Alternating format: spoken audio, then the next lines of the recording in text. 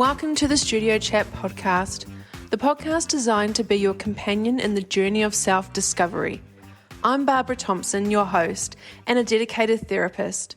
I'm the founder and owner of Self-Care Studio, a private counselling practice. With my clients, in courses that I create, on this podcast, I'm committed to ensuring that you have the support that you need.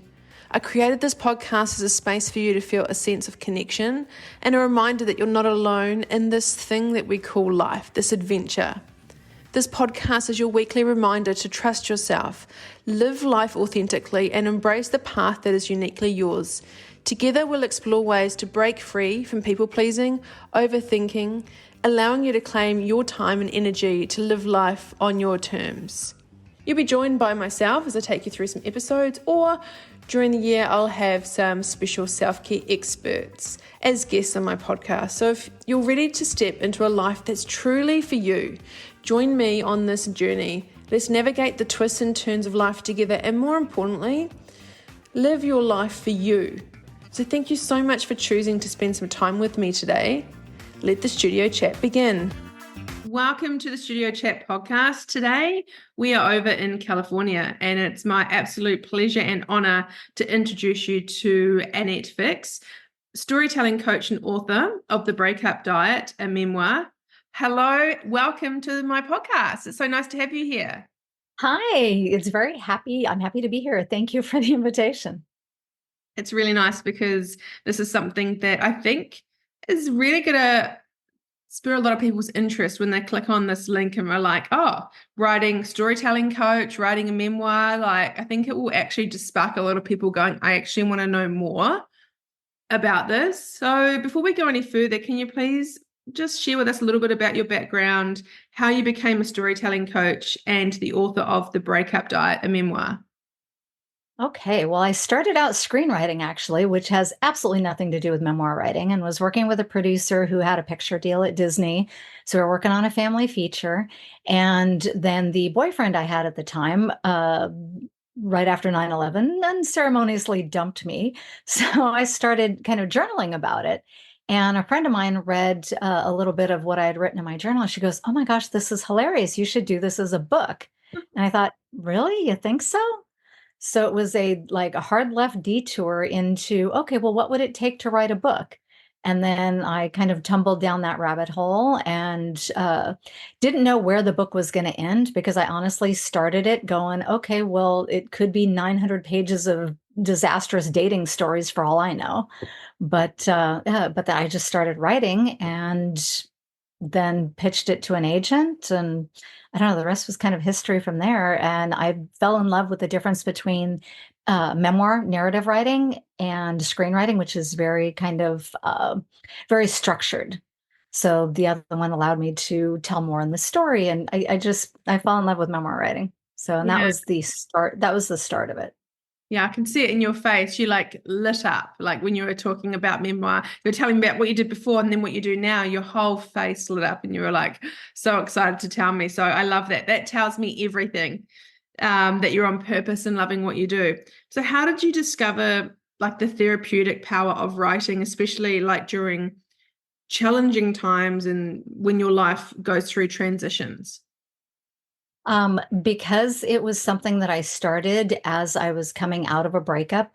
The book actually goes through all of the emotional transitions that you go through as you're trying to make sense of, here was this person who I thought was the one, and it's, over. And now, where do I go from here? So writing through it allowed me to kind of put the experience on the page as it was happening, which gave me a lot of clarity in seeing not only where I wanted to go with my life, but just where I had come from, and also even analyzing what my actions within that relationship had, brought it to where it was. So it was really very kind of an internal journey that ended up on the page. And when you say internal journey, as you're writing, did it feel like you were processing stuff and it was a way of getting it out? Did you find that actually writing it down was another way for you to sit in it and process it? Oh, absolutely. Yeah, there were times when I was reliving it on the page, which really that's what memoir is you're reliving your experience on the page. So a lot of times you are going through that same emotional journey that you had the first through that experience. So there were times when I was writing and crying at the same time. So it probably looked like a really, the Diane Keaton movie. But Oh, but yeah, it was something that was a really good way to, I guess, not only cry it out, but analyze it and find story in it, even find some of the humor in it. So that was the way my personal voice is on the page. It's what they would call chick lit, kind of the Bridget Jones Diary sort of, love you that. know. Yeah. So that's my natural voice, and that's the way it comes out on the page. So the story had both light moments and dark moments in it, and just like life does. And that was something that was, I don't know, kind of great to get out onto the page like that. And I found that readers were really resonating with it because the authenticity of the emotion was actually on the page. Because you are very an authentic person. Was there any point when you were writing things down? Because it's obviously a very personal thing that you're sharing and writing down your experiences. Was there anything that you wrote on the bit of paper and were like, oh, I don't know if I want to share this. Do I? Do I not? Did you experience anything like that? Yeah, actually, I'm going through that right now with another memoir that I'm working on. That is very. It has a lot of dark and a lot of light and a lot of WTF moments that are going to be that's going to be kind of cross genre, and I am questioning how much of the erotic nature of some of the experiences should be put onto the page. So that I think is a personal kind of how much are you willing to put yourself out there with the TMI? Because there are going to be some people that are going to say, "Oh, that's cringe," and then there's other people that are going to go, "Oh my gosh, I resonate with this authenticity. I see this, I feel this, I've experienced this." Yeah. So it really comes down to your own sense of comfort, your own comfort level with how much you put on the page. Okay, that makes sense. Yeah. But it's almost like once it's on the page and it's printed, it's out there. So it's obviously the earlier version of the internet and stuff. Once it's out there, it's out there. Right, right. Well, the way I like to look at it, and this is something that helped me back. I don't know if you had noticed it. My book also covers a period of time when I was working as an exotic dancer and raising my son as a single mother. And what I learned during that period of time, I kind of like it. I don't know if you ever saw the movie with Eminem called 8 Mile. But Hmm. there's a scene in the movie where he's about to go up on stage and his friend, Cheddar says to him, "Well, what are you going to do if if he says something about you living in a trailer park and, your high school friend dating your mom and all of these things?" And then when M stepped out on the stage, he owned all of his stories and he threw it out there and went, "This is me. Now what do you got?" Because when you own your story, then people can't hold power over you with that because you step into it and you go, "Yeah, I was a stripper." And, where are they going to go with that? "Yeah, I was a single mother. I wasn't married and I had a child." Okay. Where are you going to go with that? So if you step into anything in your life that is a story that you've lived and you own it, there's nobody that can shame you for it because you've already taken the power from them. Yeah, interesting. Do people try over the years if they know your story? Have you had is there one incident or one time that you've met someone and you've gone, oh my God, are you serious? Yes, actually, I was at a backyard barbecue at a friend's house, and it was during the period of time when I was working as a dancer. And there was another mother, and there was a few of us sitting around chatting, and somebody asked me, like they normally do, "So, what do you do for a living?" And I was like, "Okay, I don't lie, so that's just my own personal, ethos." So I'm not going to say, "Oh, well, I'm a cocktail waitress," or, "Oh, So I said, I'm an exotic dancer. I'm a stripper. I work in a gentleman's club." And she wrinkled up her nose like she had stepped in a pile of dog feces. And she goes, "Oh, I would rather work 3 jobs than do what you do." And I went, "Okay, well, fair enough. But I'm home with my son and I also homeschool him. And we live in a nice area because of where I work. I can afford to be a single mother that's not working 3 jobs." So by owning that, it took the power away from it completely. There really wasn't anything else she could say because, okay, that's a choice I made versus a choice that she made. So absolutely. I fully believe if you own your stories, even if you put them on the page or, face to face in real life, that gives you a more powerful position.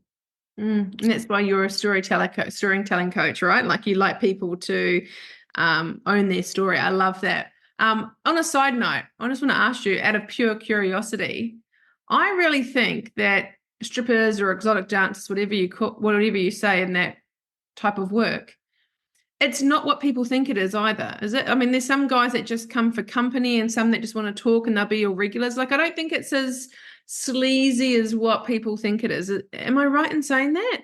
You absolutely are. It's funny because while I was working there, I looked at it, and maybe this is a little bit more cerebral than what the actual job required. But I would look at the customers that came in, and I had identified four different types of guys that go into strip clubs. You've got the one at the very bottom, which is actually the men who hate women. And they go in there just to kind of sneer and look at you like, oh, you dirty whore, that sort of. So there's that. That's the bottom rung of it. The next rung up from that are the guys that go in for their pure interests. They want to see a naked woman and then run off to the bathroom or run off to their car, that sort of thing. Fortunately, I didn't run into very many of either of those two. Okay. The other two, the next one up the rung of the ladder is the guy who wants to date a stripper. So he comes in and he thinks that, if he talks to her and tries to buy her a drink or whatever, then he can date her. Like it's a nightclub or something where you just go in and you pick one and you go home. So that was the next rung up the ladder. The top rung, which was primarily the largest portion of the guys that came in, were just guys that like looking at women and drinking a beer and just unwinding from their day. You would get, groups of businessmen coming in. You would get, soccer coaches and little league dads, and it was just such a cross section. One of the experiences I had, which, yeah, this may be getting way off on a tangent, but at the time I was going to a very large, very well known Christian church in the area. And there was a gentleman that had come up to me and asked me if I would do a lap dance for him, which the club I worked at, they jokingly called it Disneyland with tits because it was only a topless club and there was no physical contact whatsoever between the customer and the dancer. You had to keep a minimum of 6 inches away from your body and their body at all times. And so I'm sitting next to him on the couch waiting for the song to start before I stand up and dance in front of him in a bikini because you couldn't even take off your top during the private dance. And it was out within the club. There wasn't like a secret back room or anything like that. So I'm waiting for the song to start and I'm like, so how's your day? Just talking to him like a regular guy. And he goes, I'm having a really hard time in my life right now. And I shouldn't be in here. And I go, there's a place you can go where they have a lot of really great support groups and a lot of, things that you can get involved in, maybe that'll help with your life. It's called XYZ Church. His eyes get as big as saucers. He jumps up, drops his beer, and he says, "Oh, please don't tell anybody you saw me here." And he bolts and runs out the door. I saw him that next Sunday at church. He was one of the youth ministers. Oh, yeah. So I was like, all righty then. So yeah, Hey. you get all kinds that come in. And honestly, I spent more time making money talking to people than I did uh, dancing.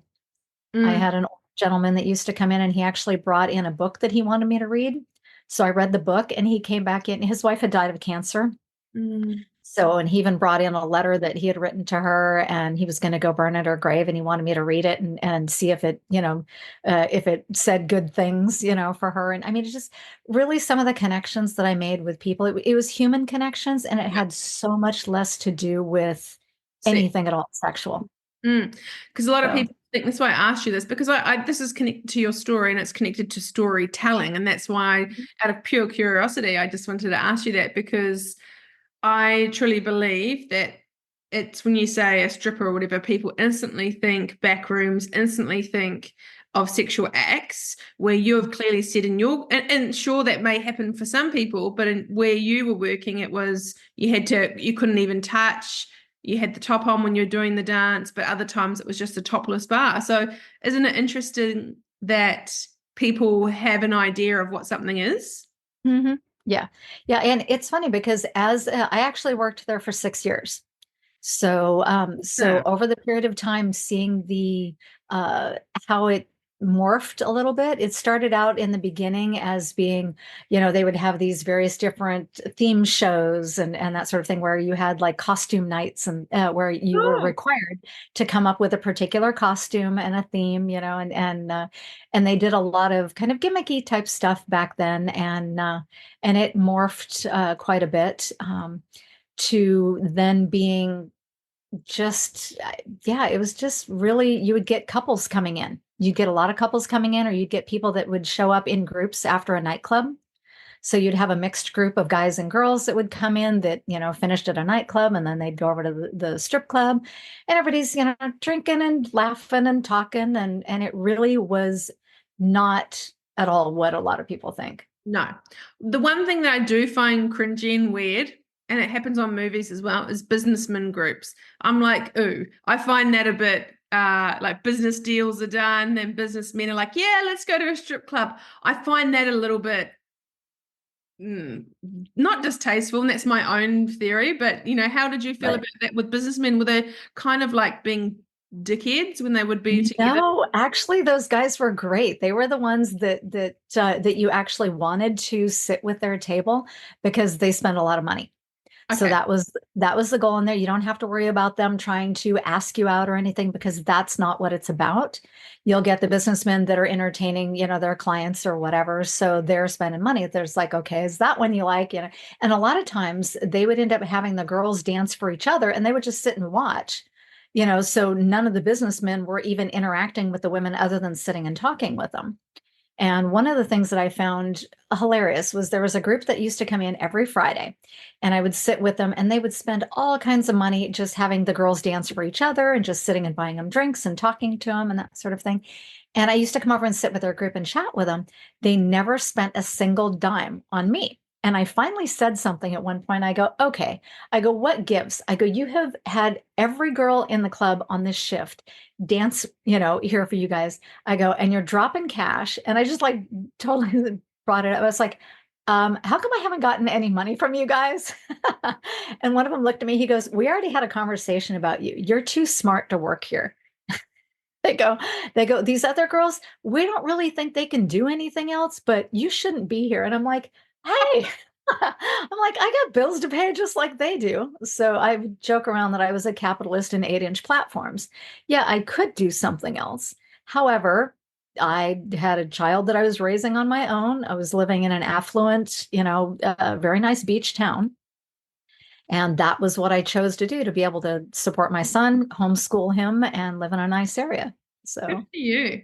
Good for you. And it's so interesting because this is just why, I mean, we didn't even plan to go down this, but I think it's important to people to know a bit about your story and why you're a story telling coach, but also for people to just know what life is like. Like, it's just so fascinating. that's one of the things that I love the most about working with various different clients is everybody brings stories to the table of life experiences that other people haven't had. Yeah. So when they, I have one client that I'm working with who's telling a multi-generational story of her family coming across during the revolution from Cuba, and her grandmother literally coming across the ocean in a boat, and she's got an amazing story of, three generations of matriarchs who led and supported their family. And it was, yeah, she's just got such a fascinating story. I have another client who grew up in an African tribe in the United States. Her mother was the leader of the tribe. They had the whole social and political hierarchy of an African tribe, but it was, in the Midwest in the United States. And I just thought these are fascinating stories that you would never see the inside of these experiences unless somebody told their story. Mm. So, I Right. mean, mine's pretty basic kind of, but some Your of the story's not stories based. Okay. Well, some of the stories I've heard are just absolutely fascinating to me. And I love hearing people's cultural experiences, even the experiences of the LGBTQIA plus community, of what they've had to go through coming out to their families and friends. And when they tell these stories, these are the stories that are able to just support the next generation of people who are going through the same thing and go, okay, here's a story that I can read that somebody else made it through. Yeah, Whether it's a breakup, whether it's, the loss of a family member, all of these things, all of these stories will help other people that are going through them as well. correct. Yeah, yeah. So as a storytelling coach, what inspired you to start teaching others how to move their personal stories from their head and heart onto the page? Because as soon as somebody finds out I've written a memoir, the first thing they say is, oh, I've always wanted to write a book. Mm, I have this story. So I started coming across so many people that as soon as they found out I had written a memoir, they started telling me about their personal story. oh, And then I just, like I said, it lights me up to hear other people's stories. And I like helping them. And this is going to sound probably like a weird example of it. I like helping them give birth to their stories. It's really it's like, I feel like a story doula. oh, I love that. Yeah, I love that.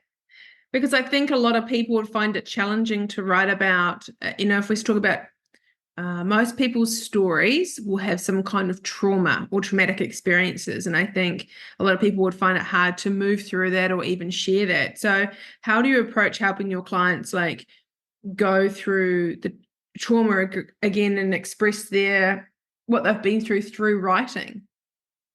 What I like to do, particularly with the ones that have been through trauma, and there are different types of trauma. A lot of times, the trauma they've been through have been caused by another person, be it a family member, a relationship, a friend, there's or even strangers. But I like to start out having them write a letter to the person of all the things they wish they could have said or wanted to say but never did. Then I like also having them kind of sit down and write a letter to themselves, their past self, just giving them grace, going, okay, maybe you didn't, if it was like for example, a relationship with a narcissist, maybe you didn't see it coming. Maybe you didn't leave as soon as, people expected that you should have. You've got to be able to give yourself grace with the things that you've experienced. And it helps sometimes to sit down and write that out. I also like to have them sit down and write out like a letter of the lessons to their future self of what they've learned, and Mhm. also any like new horizons that they want to explore, so that way it's each of the letters releases a little bit of what they're holding, whether it's their own shame, whether it's anger, whether it's hopelessness for the future. All of it helps them kind of write through it. I'm not a therapist. This is just stuff that, as I've worked with clients telling their stories, sometimes there are traumatic portions that come up, the dark sides of a lot of people's stories. Mm. So by helping them take a look at the pieces of that, it kind of helps them put themselves back together. Yeah, because it's such a vulnerable process, isn't it, to write about your personal experiences. And a lot of us, if we've been through some kind of trauma, we forget. I think the power of writing and storytelling is I think when people would work with you, I take a guess that you may hear something often like, oh my God, I forgot about that whole chunk of my life. Or, oh wow, like it's kind of brings back, and that's where the Mhm. healing comes in, I think, is people being able to remember it and let go of it too. Right. Yeah, absolutely. It brings a lot forward because then as they're exploring it, they do find memories that they had forgotten about, various different experiences that they had blocked out, Mm. and I think getting all of that when I say getting it out of your heart and out of your head, it's like by releasing it onto the page, then you're not carrying it with you. It's like one of the first steps to kind of moving on and letting go. and also gives a path for somebody else who may be just starting on that same journey. Yeah. So do you think that the role of storytelling is mainly obviously to help other people, but also do you think it is a healing process? I think it's both. I think there are a few different reasons why people want to write their personal story. Some of them are in a space where they go, okay, I've come out the other side and I have learned so many valuable things. I want to share what worked for me. I want to be able to help other people because I wish I had had, a book or a story that I could have seen that there is light at the end of the tunnel, that sort of thing. Some people do it because they want to leave a legacy for their family. So, personal experiences that they've had. I know there's a mother that I was working with during the pandemic who had gone through a lot of transitions in her life, but she wanted to make sure that her children saw kind of the growth and the transition. So she wanted to write her story as a legacy for her family when her children got older. You know, Wow. um, so that was something that, well, and even the coaching client I have with a family from Cuba, her grandmother's died, her mother's recently died, and she's in her 50s. She's like, if I don't write these stories down, they die with me, and the rest, are the future generations of our family will never know what Mm. the experience was like coming across from Cuba. So, this is something that she feels like a responsibility to tell, for her family. And then there are also the people who do want to write it out to heal. So to kind of work through their experience and their journey and get it onto the page, which they may never publish it, they may never show it to anybody, but it may be something that just helps them get it out and then be able to literally close the chapter or close the book on that part of their personal story. Do you think that's why so many people have this fantasy or have this thing? Oh, because I've heard it too. A lot of people are like, oh yeah, I've always wanted to write a book. I want to write a book because obviously you and I have spoken before. I'm going to be writing my own book, writing a book, and like on the odd occasion I'll share it with someone and they will always come back to me and go, oh yes, me too. Like I want to, or that's something I've thought about. So I think part of that is maybe people wanting to get stuff out. I'm not too sure why it feels like everyone wants to write a book. Well, it's funny because in life, if you look at it from the time we're children, stories are such a huge part of our lives. From story time when you're being read to when you're first getting your, first early reader books into people that, go on and become avid readers in their life. Plus you see it in movies, and just even day-to-day life, life around the water cooler at work. Oh, let me tell you the story about what happened to me this weekend. I So, mean, it's like humans, I think, are hardwired to tell stories. yes. So it does not surprise me at all that just about every single person I've ever met has said, "Yeah, I've wanted to write a story about this." And if it's not necessarily about their own personal story, they have a dream that they had once or a story that they want to write, a fantasy or a, thriller, that sort of thing. So stories are really, I think it's just part of our human biology, really. Yeah, it makes sense all around the campfire because what else was there to do before TV and before anything else? People just used to communicate and actually talk, didn't we? We used to, Right? yeah, we just used to talk about our life. Before we go any further, I think I probably should have brought this up before because it's something that I struggle with and still continue to struggle with. What exactly, if we're to define a memoir, if Barbara's going to write a memoir, what does that mean? Okay. Well, and that's also something that there's a lot of kind of confusion about because a lot of times people don't know what the difference is between them. Hmm. But when you're writing a memoir is, well, let me first go to autobiography. An autobiography is from the beginning of your life, childhood through adulthood. So that covers the entire scope of your life.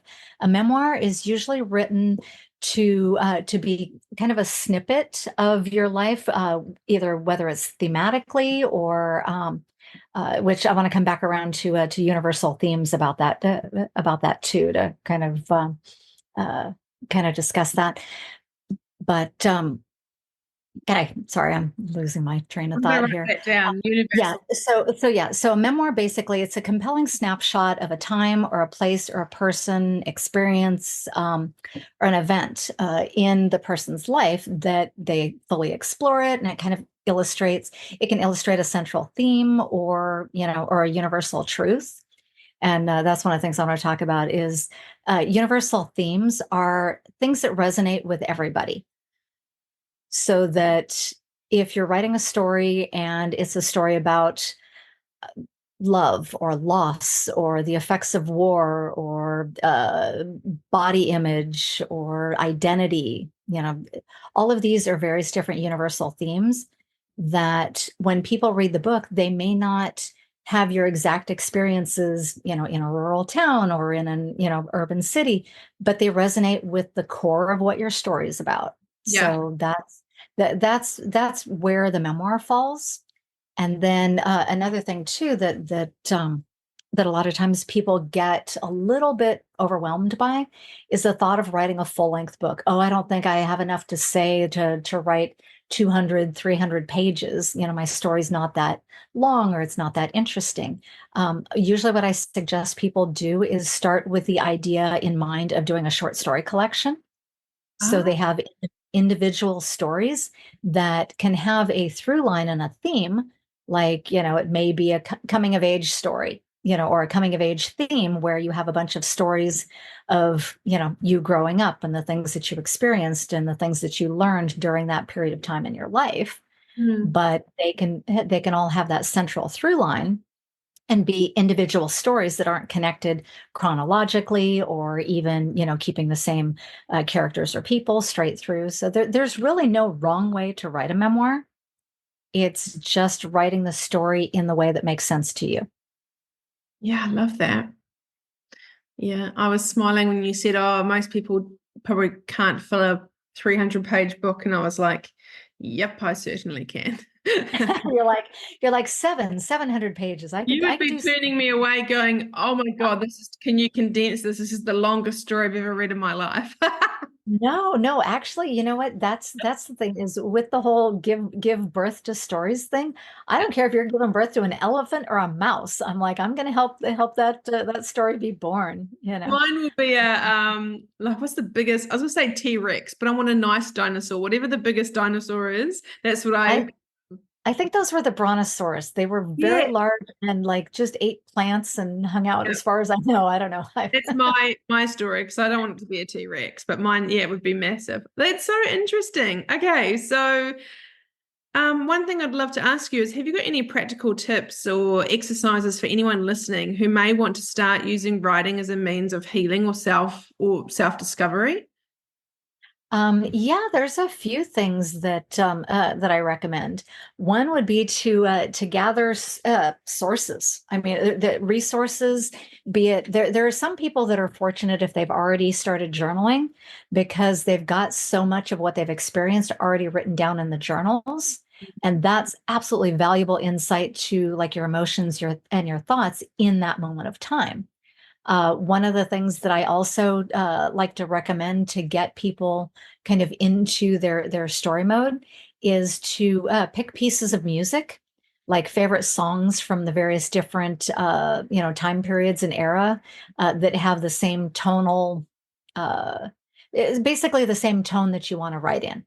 If you're writing a scene that's really sad, and it's about your ex-boyfriend, pull up a song that, just makes you want to cry every time you hear it. Listen to it. It takes you right into that moment. It takes you right into the emotion, and that helps you kind of break it loose a little bit to kind of get it onto the page.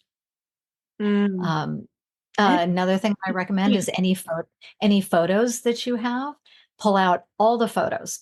And each one of them is going to remind you of a location, and what happened when you were in that location. Same sort of thing with letters and emails. That's perfect for pulling dialogue Mm. because that's direct dialogue and will put you right back into the heart of the exchange between you and the other person. If say it's like a relationship story.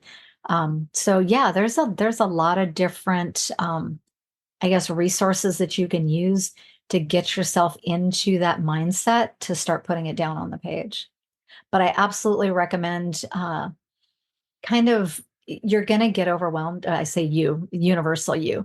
Yeah. People tend to get overwhelmed at the thought of all the stories and how am I going to organize it. Yes. So that's one of the things that I like to start with is helping the person figure out what their kind of organization style is. And it depends on various neurodivergencies or, just their own familiarity with whether they want to do like a chronological timeline or whether the way their brain works, it's like a mind mapping sort of thing or story cards. I've used predominantly for me chronological timeline and story cards. Mm. The good thing about story cards is as the memories come to you, you can use 3x5 cards, 4x6 cards, and then just jot down who was in the scene, where it happened, when it was, kind of a little blurb about what happened, and just make a couple of notes on it. So when you sit down to write the story, you have that card, and you can either group them into time periods.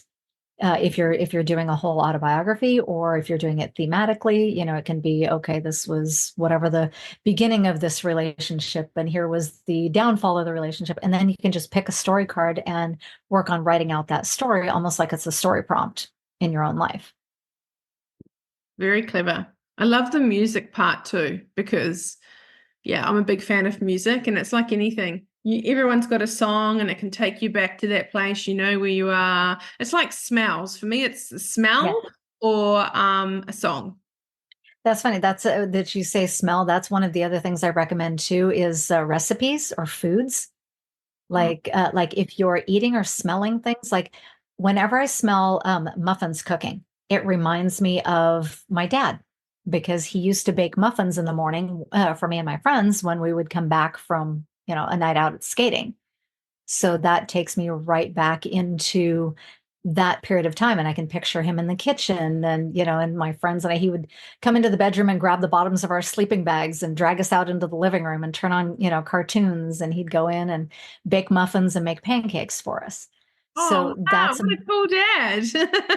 he was a really cool dad. Yeah. And you know what? That's another thing that I'm going to kind of segue into about telling your personal stories for your family. Um, I know so many obviously great things about my dad as my father. He passed away when I was 21. He was 46. So it was congestive heart failure. So I know virtually nothing about who or what his life was like prior to him being my dad. And I found out snippets of it, like apparently, in his 20s, he used to race demolition derby with the cars that used to crash into each other, in Yeah, a yeah. What a big arena. deal. Yeah. Yeah, so he used to do demolition derbies. I had no idea about that until after he had passed, and I had also I don't know what his thoughts were. He was drafted for Vietnam. I have no idea what his thoughts were about the war or his experiences or anything like that. So if people don't tell their stories for Mhm. their families, even their own families will never know who they were or what their lives were like, what they thought. So I think it's so important for even genealogical like research. But it's so cool, for your family. If you write your story, it's always going to be there, and people. I don't know. I think it's such a cool keepsake. Yeah, absolutely. I Um, have some friends that are deep diving in the whole ancestry, .com stuff where they're looking into finding stories and things like that from their past. And what I hear the most is, I'm not finding enough stuff. I wish I knew more. wow. So, Yeah. That's it's incredible, isn't it?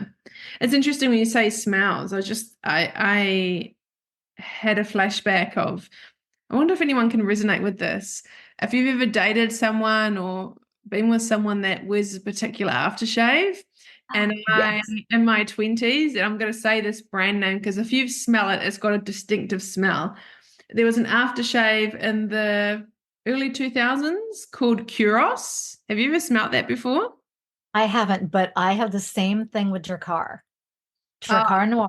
Okay, that was an 80s thing. I'm totally dating myself right now. Dracar Noir, I smelled that on a guy in, I don't remember, I think it must have been like a Home Depot or something. I followed him up and down the aisles just so I could smell his cologne. So you followed this guy in Home Depot because he smelled good.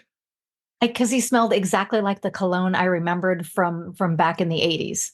I'm like, it was, yeah, it was my absolute favorite cologne that just about every guy in the nightclubs used to wear, and I dated guys that wore it. So, whatever, 20, 30 years later, smelling a guy walking through the Home Depot wearing it. I was following him like some creeper lady, just like sniffing behind him. Following him. Yeah, that's a bit like hoping that he doesn't notice that I'm following him and trying to smell him. You sound like me. Yeah, yeah. No, my particular boyfriend in my early 20s wore Curos, and it's I think it's an Yves Saint Laurent fragrance and aftershave, whatever you call, and it's very strong. A few years later, I got a whiff of a guy smelling it. I was like, oh, like I absolutely couldn't stand it. So you had the opposite reaction. Yeah.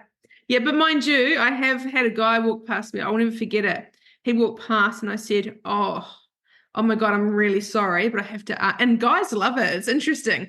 He walked past me and I said, oh, excuse me, you smell really good. What aftershave are you wearing? And he stood up and he's like, oh, I think he said it was the Gucci one or something. And I went, you smell really good. And he's like, oh my God, thank you. You've just made my day. And he literally smelled really nice. So that was interesting. If you ever need to say something nice to a gentleman, say that they smell good and their whole body language changes. Anyway, so getting back to writing I think writer's block would be a common challenge. I think any of us that have done any form of studying and we've had to write essays, there's always some form of like a writer's block. How do you encourage your clients to overcome the writer's block and keep that creative flow going? I sometimes think that I have problems with writer's block, and really what I have problems with is sitting my butt in the chair and just doing it. Because if you show up at the page, the muse is going to come out to play. It just will. And if at first you're, daunted by the blinking cursor and a blank page, that sort of thing, just start stream of consciousness.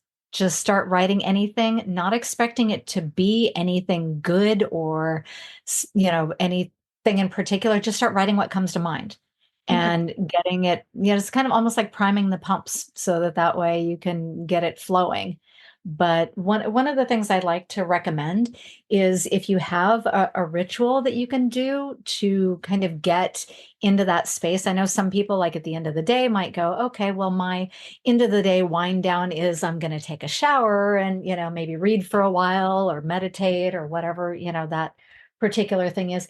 If you develop the same sort of routine for writing, you get into that kind of flow for it, whether it's, oh, I'm going to make a cup of tea, I'm going to sit in my favorite chair, and, whatever it is that's going to help you get into that mindset. A lot of times, what I find happening is my most creative story times that are, bringing it out is when I'm doing something and completely unable to write. I'm like, okay, I'm driving down the freeway, I'm in the shower, I'm, cutting vegetables or, washing dishes, walking the dog, that sort of thing. There's an open loop, closed loop thing where if you, in the way your brain works, where if you ask it a question or you start thinking about a particular story, your mind will kind of fill in and keep working on it. So when you do sit down, a lot of times the stories just come flowing right out because your brain's already been kind of working on it, in the background. The other thing too is if you've got snippets of ideas or stories that just start coming to you, what I've started doing is just using the voice memo on my phone and just recording some of it, even if it's just little clips of it. Then when I come back to it, it's not like, oh gosh, what was that one really great, opening or story idea or line that I had? And, oh, I forgot. No, you didn't forget because you recorded it. Use the notes app on your phone, use a voice memo, anything like that that can help you get the words out until they start really flowing. I email myself sometimes, which is weird. but sometimes I email myself. I think I get my ideas, well, I know when I'm driving, but also I've heard a lot of people say the shower is their time. Yep. Yeah. I still haven't quite figured that one out yet because I don't want to take my phone into the shower. Yeah, I don't get any ideas in the shower, so I'm all good. I'm just there to do my thing and get out. So I don't have any thinking time in there, but no, it's very common. So I'm just interested to know that when someone goes through this writing journey about their trauma or their life transition, does it evolve over time, or is it something that someone will write something and then you'll work with them and then they'll just go, ta-da, that's it? You know what? I've found that the best way to work with coaching clients in particular is there's a lot of break time in between because I'll work with them to start giving them the ideas of, how to organize things, and we'll work through that. And then I'll have them, fill in on a timeline, and I'll make some suggestions on it, on how they can add kind of notations to it. There are some different things that I recommend, like if you have some stories that are light stories and some that are dark stories, that you make notations, and then kind of batch those particular stories at the same time. So that if you're already in an up and light mode, you're not giving yourself this emotional roller coaster through your story and going, I'm writing a light story, then a down story, then a light story, and then pretty much you're exhausting yourself. So if True. you kind of batch them and write, all the dark stories at once, and then do some good, self-care afterwards, and you write the light stories and then do something to celebrate those, that will kind of help you work through it. Mm. Yeah. So, It's a really good way of looking at it. And I've got three more questions to ask you before we wrap up. Now, one of them is, do you have any advice that you can help us with today? If someone's listening to this and they're hesitant about starting the writing journey, or they're sitting on the fence about sharing their own personal story, have you got any advice that you could give us? well, one of the things will always tell all of them is do it for you, and then you can decide if you want to share it. So that's something that will, particularly with personal stories, a lot of times the people will want to do it for healing and then look at it and go, you know what, this was a good journey for me to get it out, Yeah. but I don't feel like I want to share it with anybody. And nothing says you have to. And there are other people going into it that already know this is something I want to share. That's one of the things that I'm planning on doing with my upcoming memoir that I'm working on, because of a relationship with with a narcissist. I feel like it's a story that I can tell that will answer the question, why didn't you just leave? So Yeah. So that's clearly someone asking you that has never been in a relationship with a narcissist before. absolutely well. Yeah. And I think the majority of people haven't.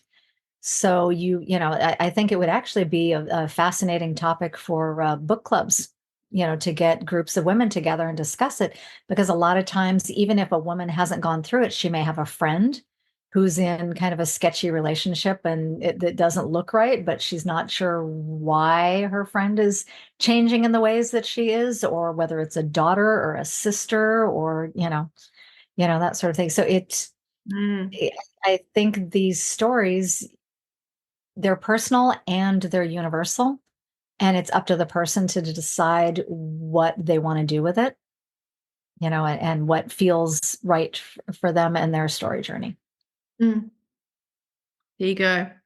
You've heard it from from Annette's mouth. Just do it. Let's do it. Yeah, Just, I'm going to steal the Nike thing and say yeah. just do it, because you're not going to say after you've gone through the whole thing, I wish I hadn't. Yeah. Yeah. And I love that it's for other people too. Once we go, it's for other people to read that. That So act yeah. No, I was just going to say that actually reminds me of, and this was a very bizarre coincidence, but today a Facebook memory popped up for me from a reader that had emailed me after she read my book. And my book is not anything. It's just a small story of a breakup. The way I wrote it was, it's a memoir about a 30-something single mother and aspiring writer who's working as an exotic dancer, searching for Prince Charming and trying to find the perfect balance between her dreams and her day-to-day life as supermom. Okay, it's definitely not heavy by any means. It's very kind of light and whatever, but it still goes through the emotional journey of the breakup. Yeah. And when I got one of the emails from a reader where she was saying just going through it, she said she laughed and cried through the book, and it was, saw that there was a light at the end of the tunnel, and that I basically described every emotion she'd gone through over the past few weeks. So that's one of the things that makes these stories universal is people are going to read them, and it's going to touch them and resonate with them and maybe help them get, you know, to the next stage of where they're going with their life based on the story that you wrote about yours. So That's powerful. That's powerful. So I'm a therapist, and with this podcast, I talk a lot about self-care. So I'm interested to know, what does self-care mean to you? I think that in the context of storytelling, because there's a lot of trauma, there's a lot of, clarity that comes from, analyzing the things you've been through. And there's a lot of just raw emotions spilling onto the page. If you're not doing self-care, it can be really, really tough on you. And so it's something I do because it makes me feel good, obviously, self-care in the definition of it.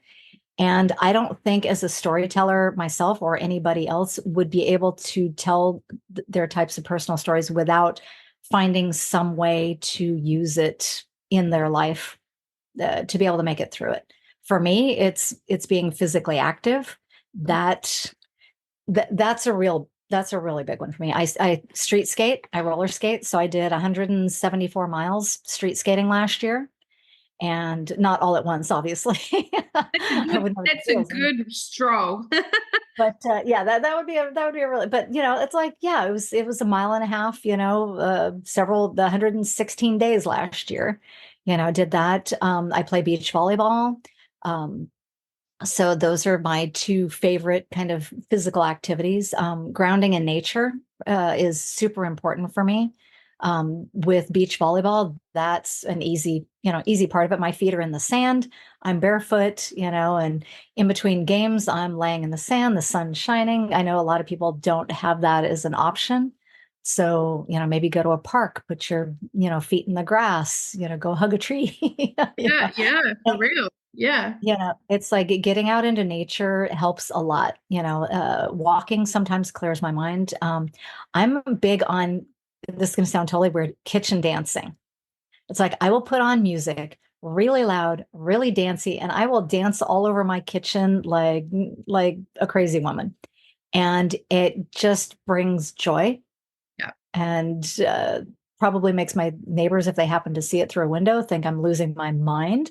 But yeah, kitchen dancing's another one. And if it's something that I'm doing that's quiet and it's like the weather's not really very good outside, I like collage.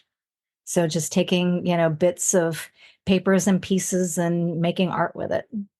Wow. So those. Hey, that's some really good ones. And I like to ask my guests that question because I think anyone listening may hear something that you do and think, oh, that'd be nice to try. So yeah, there's a method to my madness that I asked you that What are for. some of the self-care things you like to do? I always pick people's brains on things like that because I like trying a bunch of different like new things. Yeah, So for me, I think I get a what lot of enjoyment out of like having animals and stuff. So for me, my dogs have always been a big part of my life. So I feel, especially with the work I do now with my energy and stuff, a lot of my self-care is just having the presence of my little dog with me.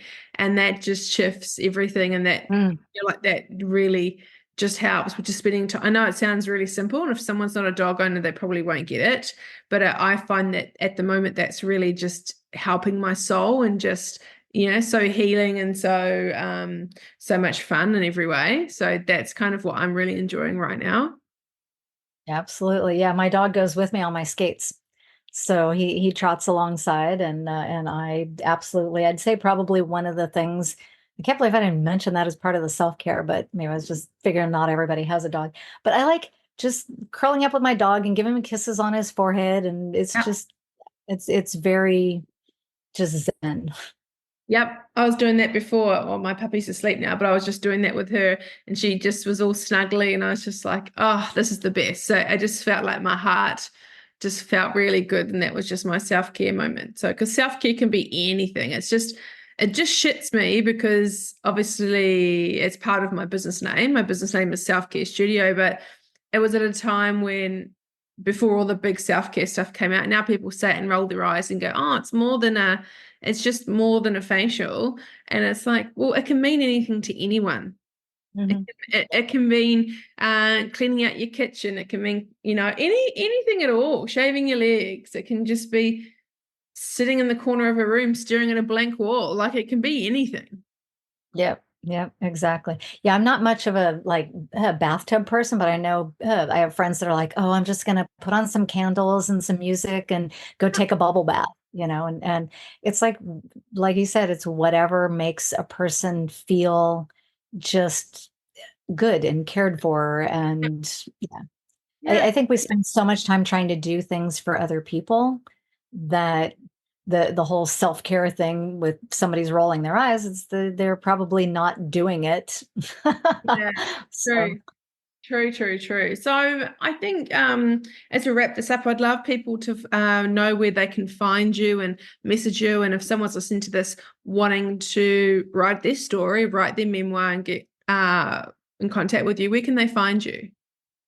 Well, they can go to my website, AnnetteFix.com. Also, and I have a freebie for any of your listeners if they want it.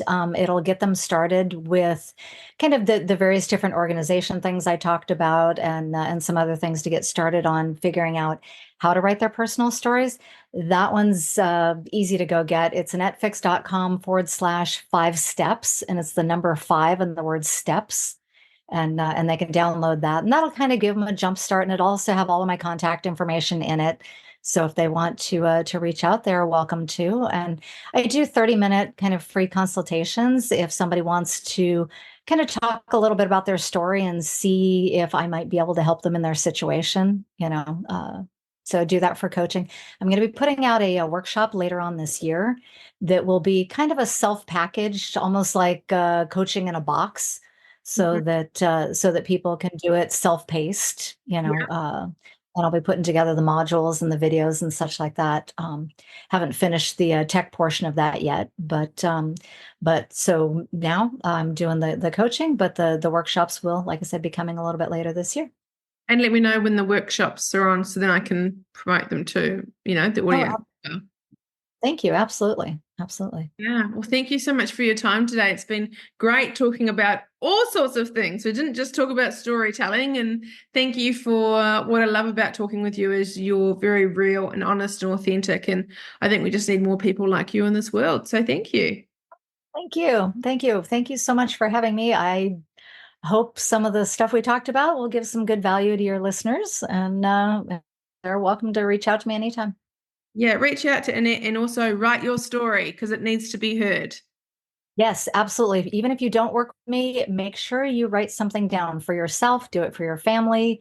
And if you have something that you can pass on to somebody else, get it published. There you go. Famous last words. Right? Yeah, just get it done. Just do it. Do it.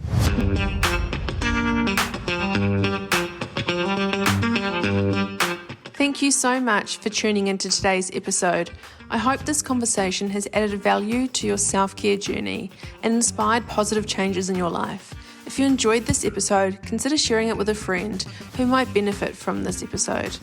Don't forget to subscribe on Spotify or on your favourite podcast platform to stay up to date on future episodes. Your support means the world to me.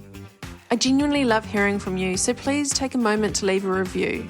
Let me know which part of today's episode resonated with you the most. Your feedback guides the direction of this podcast, and I really appreciate each and every single one of you for being a part of this community.